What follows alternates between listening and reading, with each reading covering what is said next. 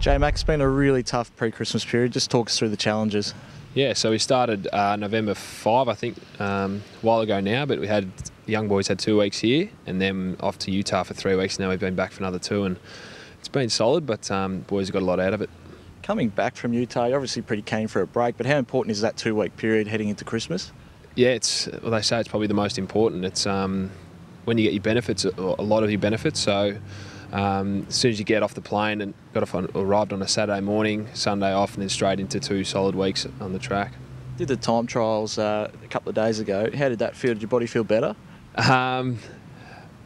Not really, to be honest. Everyone's pretty fatigued and all that kind of stuff. But having said that, everyone ran really well, really good times and ran pretty well. So conditioning staff were really happy with where we're at. And then we had a few more tests yesterday and a couple more to come. Many people at home wouldn't understand the skills and the running component. How much skills do you do? How much running do you do in the lead up to Christmas? It's actually changed a little bit this year. The last couple of years have been really taxing and a lot more running focused, trying to build our aerobic capacity.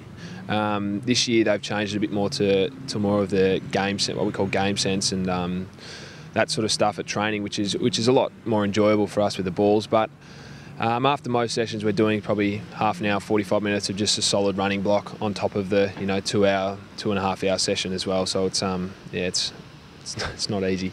You go into Christmas, obviously enjoy the break, but it's not all relaxing, is it? You still got to stay in shape.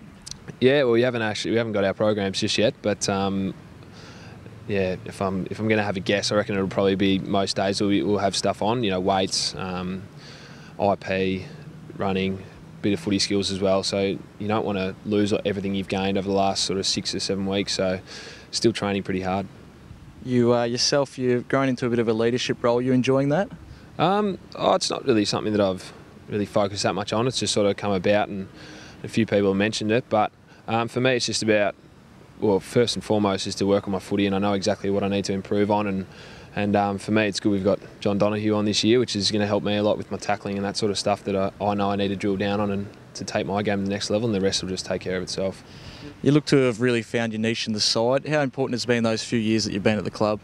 Yeah, I suppose the first couple of years for me was all about learning the game style that Brad wants us to play, and then the last sort of 2 years I've really been able to understand it really well and execute in a game. And I suppose it's just those challenges that you can't replicate everything in a game at training, but then just being put through those different scenarios and circumstances that after a while you just sort of feel more comfortable, and then sort of the rest can take care of itself, all the offensive side and that kind of stuff. You're going to play midfield or defence this year? Yeah, I'm not sure. No, I think the last few years I've been a little bit of both, and I think for me it's where I enjoy my footy, a little bit on the wing, a little bit through the middle, and then a little bit down back as well. So hopefully it'll stay the same, but yeah, we'll wait and see. Where are those areas of improvement for you? As I mentioned, probably tackling is one of my main things that a lot of people probably know that I need to get a lot better at that. Other than that, it's just the ability to probably get a little bit more involved and work a little bit harder as well. But then on top of that, obviously the whole side needs to work on the defensive game, but that's more of a team sort of thing that we're working really hard on at the minute. So they're probably the main things for me. You look at a guy like Boomer running yesterday and beating his teammates still at this age. How much does that motivate you? A lot, because it was him and me towards the end there, and I was looking over it and thinking, when's this bloke going to drop? And he got me in, so it gave me a little bit more motivation that I'm getting beaten by a 35-year-old.